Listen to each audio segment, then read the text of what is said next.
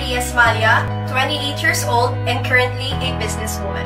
Nagkaroon ako ng PCOS, no? Nagpa-check ako sa OB ko and then I found out may PCOS pala. Only to find out, meron pala tayong K-pads. Meron siyang cooling effect. Grabe! Nung first time ko to na-try, ang lamig doon sa ilalim. Alam mo na, di ba? Na-different siya sa iba't ibang nagamit ko na before. And alam naman natin, ayaw natin yung feeling itchy, di ba? Eto, never kong na-feel na makate sa ilalim. Very quick absorbent din siya. Very dry sa feeling. And because of this, nung ginamit ko to, naging regular na yung menstrual cycle ko. And then of course, nagpa-check ako sa OB ko na wala na rin yung PCOS ko. So just a piece of advice, always invest in your health. So ladies, always be at your best.